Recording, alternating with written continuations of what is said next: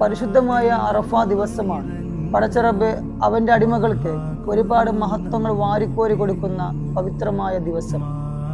ഈ ദിവസത്തിലാണ് പാവങ്ങളുടെ കണ്ണീരിന് പരിഹാരമായി തിരിച്ചു പോകുന്ന സമയത്ത് നോമ്പുകാരനായി പടച്ചറബിൻ്റെ അരികിലേക്ക് യാത്രയായ ഒരു മഹാന്റെ കഥ പറയാനും മഹാനായ ഇമാമുന ഷാഫിഈ റളിയല്ലാഹു അൻഹുവിൻ്റെ നാമധേയത്തിൽ സ്ഥാപിതമായ കേരളത്തിൽ അകത്തും പുറത്തും ഇന്നും തല ഉയർത്തി നിൽക്കുന്ന ഇമാം ഷാഫി ഇസ്ലാമിക് അക്കാദമി എന്ന് പറയുന്ന മഹത്തായ സ്ഥാപനത്തിൻ്റെ ശില്പിയുമായ ഷെയ്ഖുന എം.എ. കാസിം മുസ്ലിയാർ.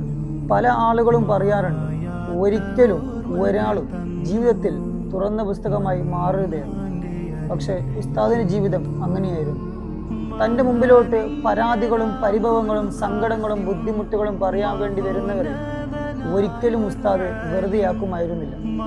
എല്ലാവർക്കും അതിനുള്ള പരിഹാരം പറഞ്ഞു കൊടുക്കുകയും ചെയ്തിരുന്നു ബഹുമാനപ്പെട്ട ഉസ്താദ് അവർകൾ.